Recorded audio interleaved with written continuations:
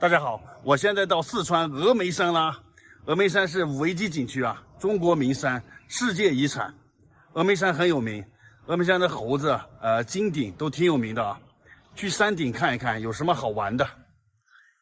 这里是游客中心售票处啊，然后现在的峨眉山门票价格是160，然后还需要坐一个索道，索道往返，我坐的是单程啊，单程65上去的，我下来的时候走下来。然后还要买一个90块钱的往返的大巴车票，现在买好票了，去那边等车，还要过一个安检啊。我是下午才来的峨眉山，现在去坐下午2点的车上山，坐这个大巴车要2个小时呢。这个点坐车的没什么人啊，全是空位置，随便坐。我坐这儿吧，这儿有个大窗户，可以看风景。今天天气挺好的，大太阳，不知道明天早上有没有日出和云海呢？好期待呀！哈哈，开车进山了，这个车要开2个小时呢。现在是山脚下，这树木长得特别茂盛。坐到雷洞坪车站了，哇，这山上有点冷啊，我还穿着短袖呢。山上每海拔上升1000米，温度降低6度吧。这山上是2000多米的海拔。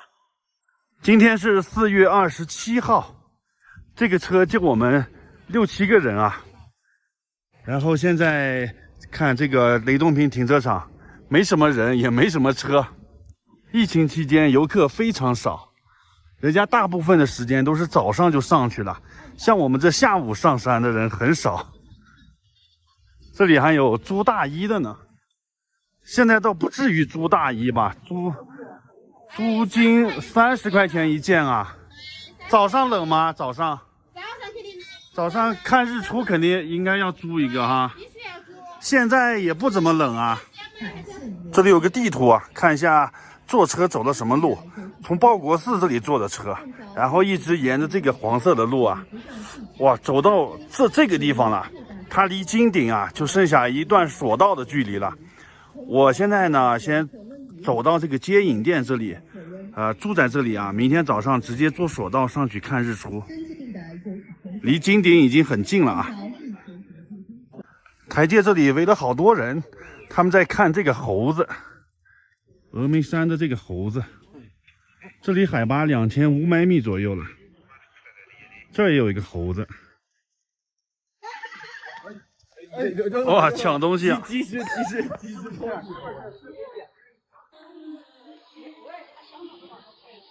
！15块香肠。猴子吃香肠，猴子吃花生。哎，它不吃扔了。道路两边的这些小商店都关门的呢，因为游客比较少吧。走到接引寺了。这里就是坐索道的地方啊，从这里坐上索道3分钟就到达金顶了。哇，大家看一下，金顶现在是云雾缭绕，金顶的海拔3099，然后这个地方海拔2500左右，海拔差了500-600米啊，然后这个天象就差了这么多。这下面是一点雾都没有，山顶是那么多雾，难以想象啊。这里是接引寺，那边是坐索道的地方。这是索道售票处，这里面是坐索道的。我就住在这个后面啊，去看一下。这一排全都是房间，哇，就在这个悬崖边呢啊，早上那边就直接可以看到日出。这个房间位置不错。我就住在这个房间呢，看一下里面，哇，还不错吧？这个房间，2个床的，我先把卡插上，怎么样？120块钱啊，这里有这个毛毯，晚上山上应该比较冷，把毛毯搭上。这里是这个毛巾、浴巾，还有电视，然后还有 WiFi 呢。刚才我连了 WiFi 了，速度还可以。最主要的，它是观景的这个大房间、大窗户，早上在房间里就可以看日出。不过我明天早上是要坐索道到山顶上看日出的。这里确实还不错啊，可以住2个人。住2人的话，一人就60，更合适了啊。然后我是带的这个一个加绒的卫衣，明天早上我就穿这个卫衣。山顶还是有点冷的，我就不租大衣了，穿这个应该够。然后我还带了一瓶水，带了一点零食，没有带多少吃的，还带了一包这个红枣呢，当零食吃吧。就带了这么多吃的啊。然后他这山上也有这个饭馆的，一会儿去看看这山上吃饭贵不贵啊。大家发现了吗？这个房间是没有卫生间的，卫生间是公用的啊。去看一下那个怎么样。哦，猴子呢？猴子跑了，这外头是拦的网啊，不让猴子跑进来。这个是卫生间，哈哈，公用卫生间，然后洗澡间。看一下比我房间好的那个房间，这个是带独立卫生间的，然后一个大窗户可以观景观日出的。这个就是和山下的那个标间是一样的啊，卫生也挺好，然后还是地板，有电视。然后这边就是观景大床，哇，直接就能看到日出啊！这房间不错。现在疫情期间200块钱。楼上就是餐厅，哇，装修的还不错呢。看看这边的餐厅价格，我觉得跟山下的价格差不多吧，挺平价的啊。番茄炒蛋23，这边是汤，然后这边也是一些素菜，土豆丝23，玉米28，麻婆豆腐33，这边都是一些素菜啊。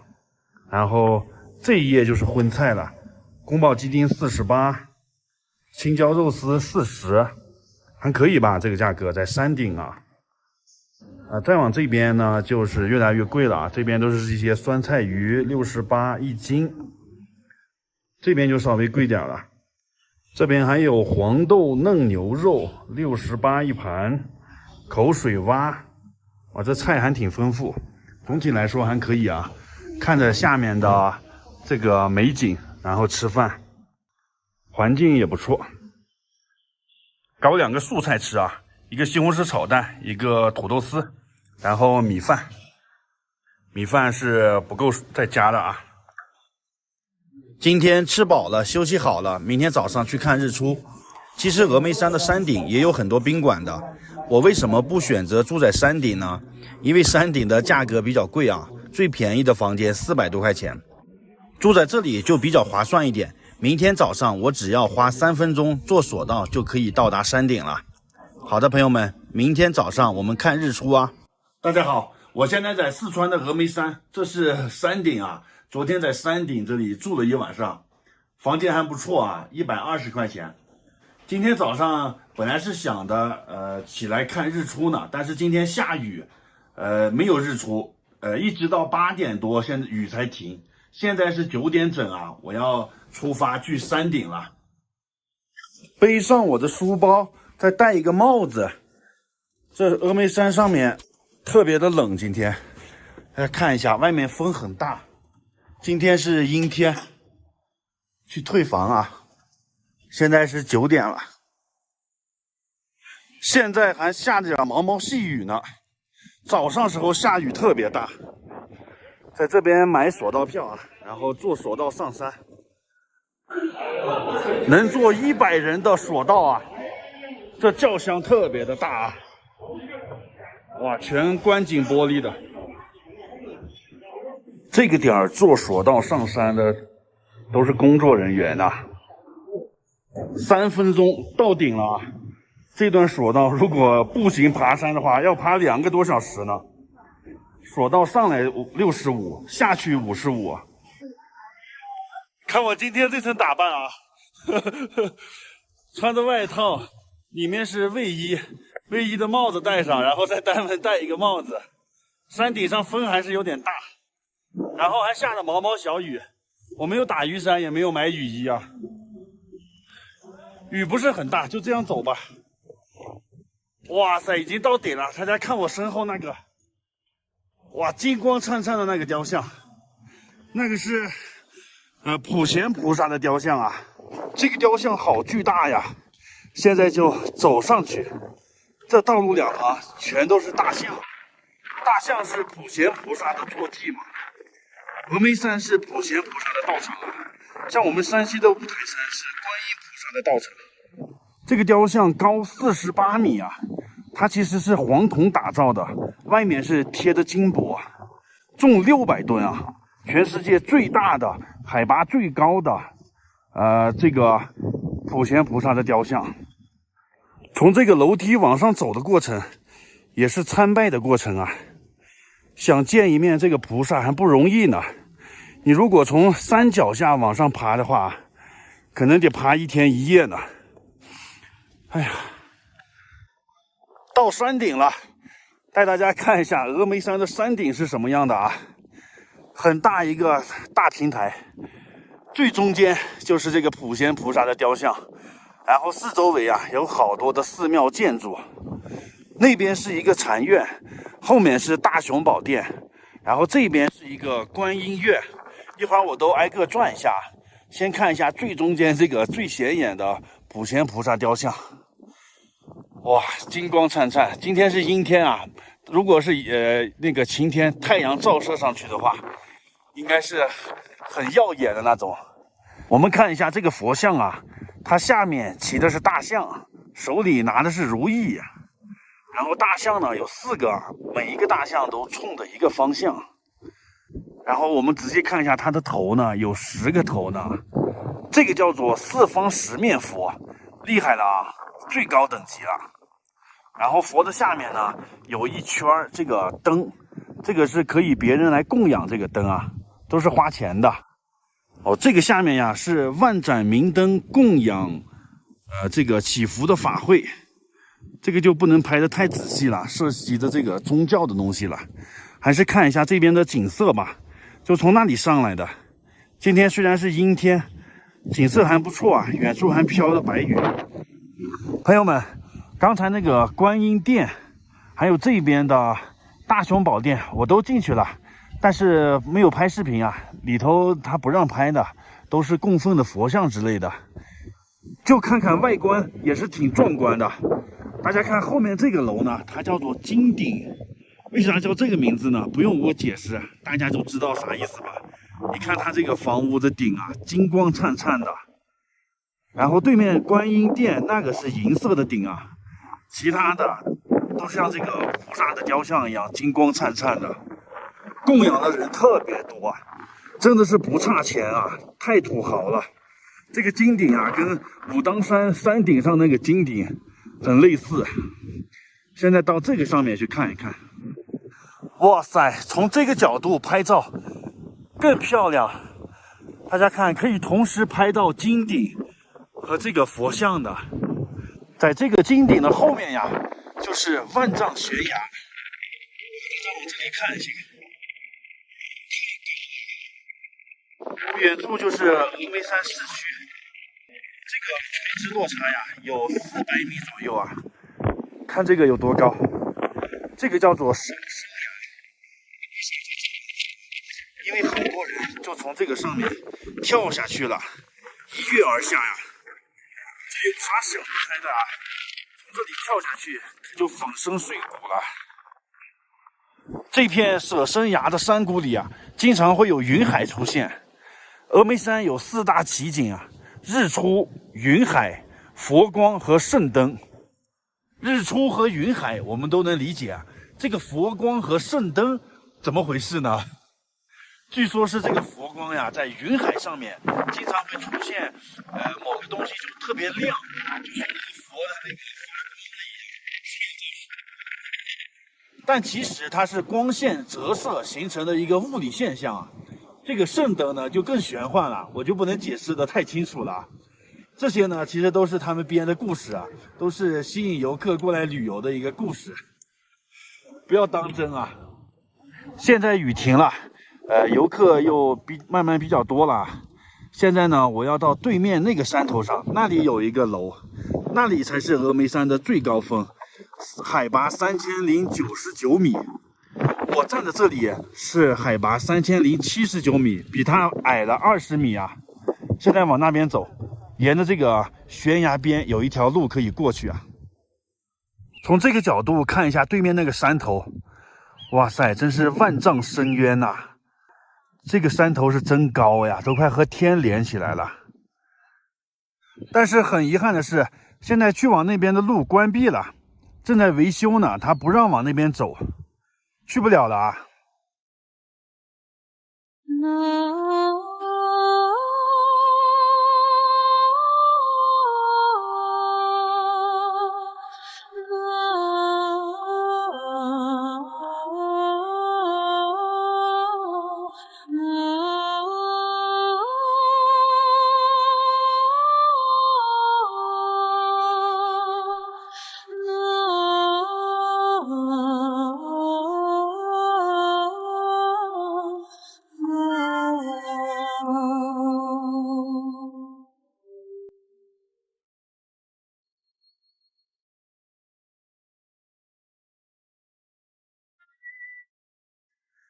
大家好，我现在在四川的峨眉山。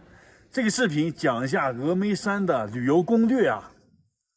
我这里呢有一个峨眉山的全景旅游图，对着这个地图给大家讲一下爬峨眉山的一些路线选择还有价格。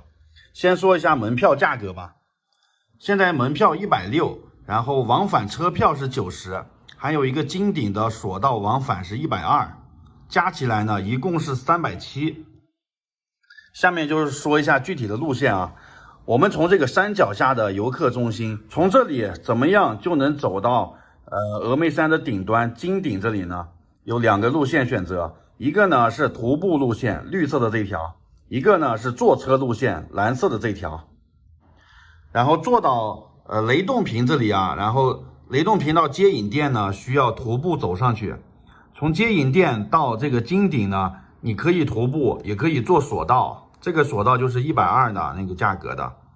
坐到山顶3079的海拔，然后在山脚下游客中心这里呢是400多米的海拔，所以它这个落差呢是2500米左右。先说一下坐车的路线，我们从游客中心山脚下这里开始坐车，沿着最外面蓝色的这条线，可以坐到雷洞坪。雷洞坪就是坐车路线的终点站了。大家看一下，雷洞坪的海拔是2430米，这个山脚下的海拔是400多米，相当于海拔上升了2000米呢。就这段路啊，坐车都要走2个小时。你没听错啊，坐车开2个小时，当时我也是震惊了。然后我们也是可以开自己的私家车过去的，私家车从游客中心这里开始，可以开到0公里这里。私家车到0公里就不能再往前开了，你需要还是换成景区的这个大巴车到达雷洞坪，然后再坐索道或者是徒步上去啊。再说一下那个徒步路线，徒步分2条，一条是绿色的这条，还有一条是深绿色的这条。深绿色这条31公里啊，到达雷洞坪，绿色的这条呢就40多公里了，到达雷洞坪。这2条路线我跟大家说，一般人是走不到的。我们想一下，这个海拔落差2000米呢，我们在平地上走路啊，一天也就走个30-40公里。你如果是爬山爬2000多米的海拔，我相信大部分人是爬不上去的。就是一天之内啊，你如果能从山脚下爬到雷洞坪，你已经非常厉害了，你已经超过95%的人了，更别说剩下还有7.5公里的爬坡路呢。如果你想一天时间从山脚下爬到金顶，基本上啊99%的人做不到。你能爬到雷洞坪已经是超过95%的人了。所以体力不好的人千万不要想着徒步上去啊，建议大家还是直接坐车吧。这个车费为什么这么贵，90块钱的往返呢？就是因为这个原因。这个坐车呢也全都是盘山路，真是坐的人想吐呢。坐到雷洞坪下车，这一段呢到接引殿1.5公里，需要走个20-30分钟吧。从接引殿开始，再往上呢，你可以选择坐索道，往返是120，单程是上的话65，下来55。你可以分开买。这一段坐索道只需要3分钟，如果你想走上去的话，最少要2个小时。然后索道上来以后，还不是最高的地方，还需要走几百个台阶吧，才能到达金顶，3079海拔这个地方啊，这个地方才是整个峨眉山最壮观的地方。爬不动台阶的话，也可以坐这个滑竿呢。这边是滑竿的价格，参考一下。看完了路线，我们再看一下山顶的住宿啊。一般峨眉山的住宿呢有2个选择，要么住在山顶，要么住在这个索道的下面，或者是雷洞坪这里。它2个的距离不远，但是价格差了很多。如果你住在山顶啊，价格呢淡季400块钱起步，旺季那就不好说了，上千都有可能。但是如果你坐在索道的这个下站或者是雷洞坪这里呢，这里只需要100多块钱啊，就是淡季的时候。住在这里有个好处，就是又便宜。早上呢，我们直接坐索道3分钟就上到山顶了。像我就是住在接引店这里，120块钱，房间也不错。大家看我上个视频就看到我那个住的情况了啊。我觉得住到接引店或者雷洞坪是最具性价比的，也不耽误我们看日出啊。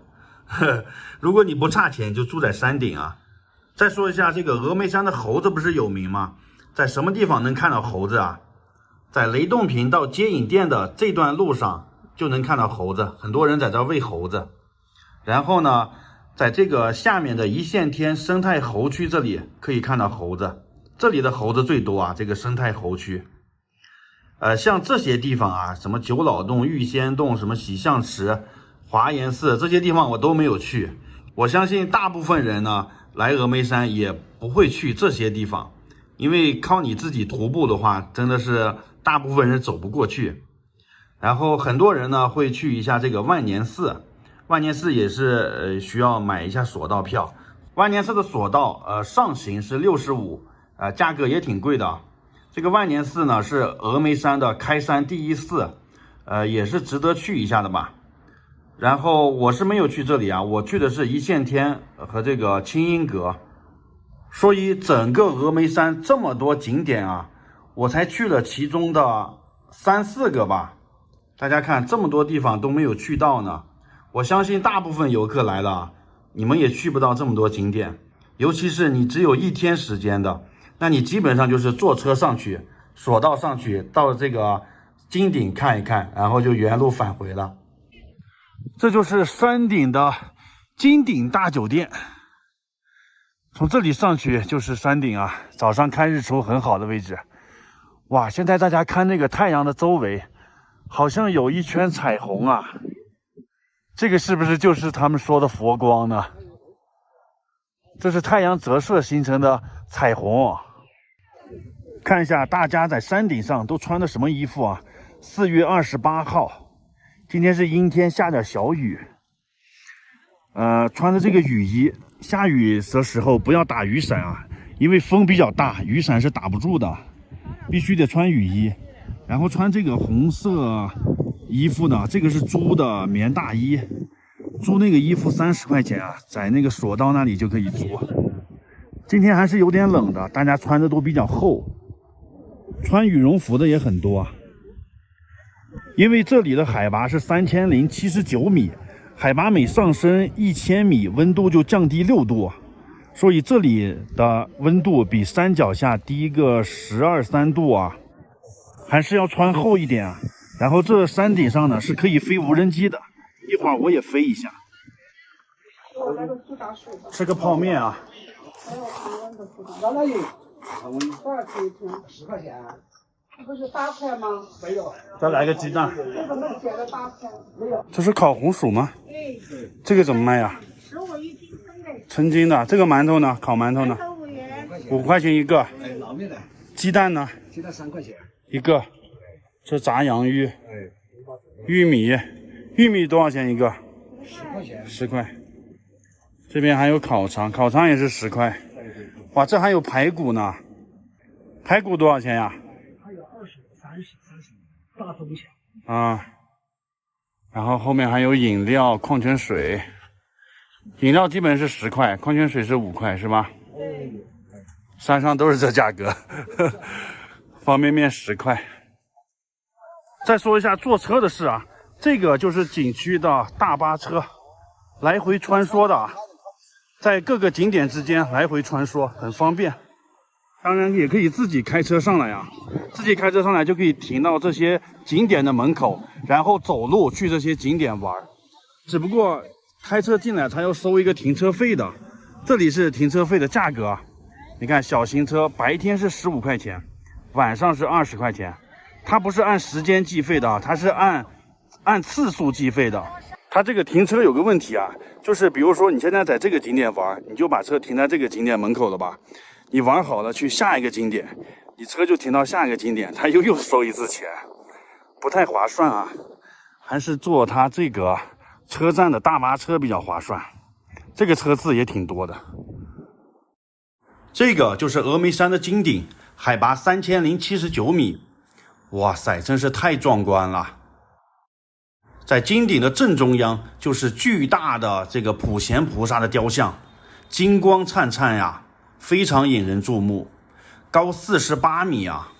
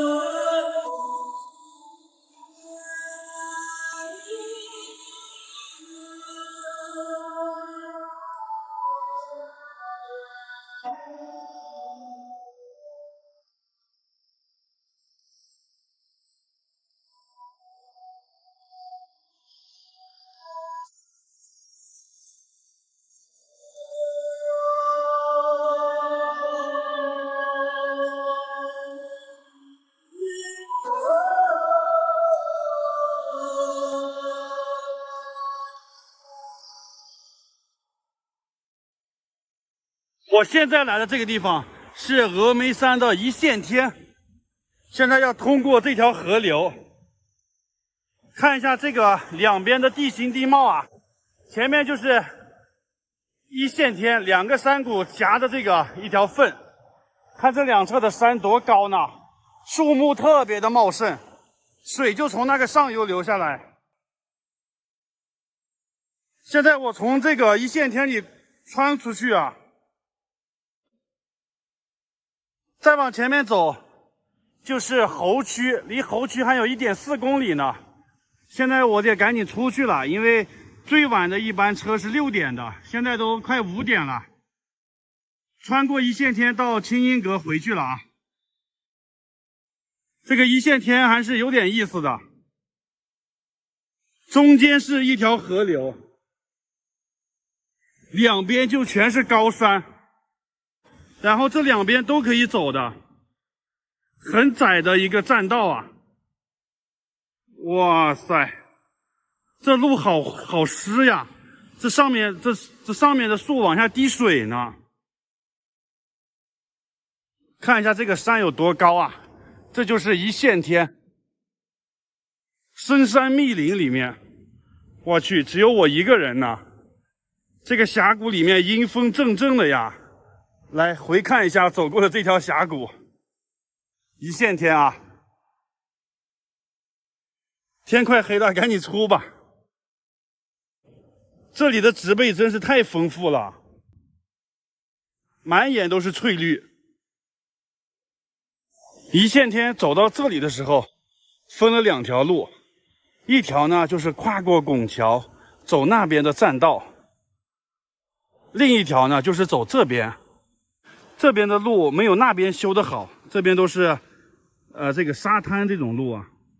我看大家都是走那边的，我也走那边吧，那边安全一点。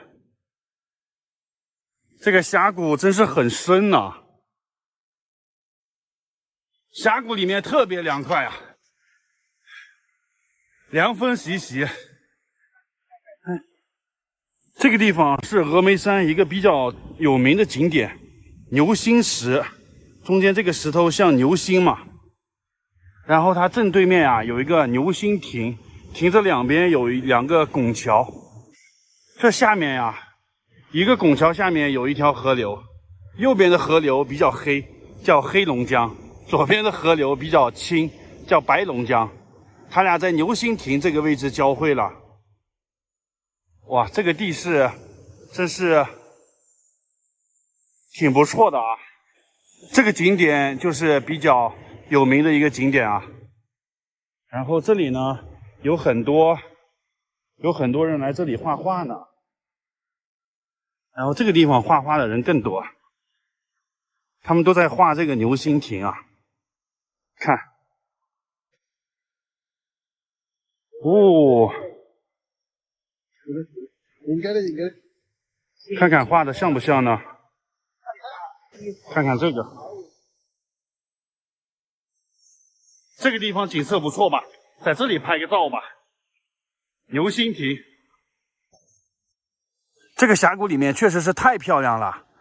哇塞，大家看一下，这湖面平静的就像一面镜子一样啊！看看这个倒影，上下完全一致。这边是连接的地方，从那里走过来的。天空的蓝和湖面的蓝一样蓝。继续往峡谷深处走啊，然后这里面呢是有很多农家乐的，哇，住在这里听着鸟叫，很休闲呐。这湖边也全都是农家乐，价格也不贵啊，100多的房间非常多，吃农家饭，住农家乐，在这里修身养性，挺不错的。这个环境大家喜欢吗？四川的这些名山都各有特点啊，这个峨眉山以秀著称。青城山是以幽著称，然后剑门关是以险著称，还有一个九寨沟以奇著称啊。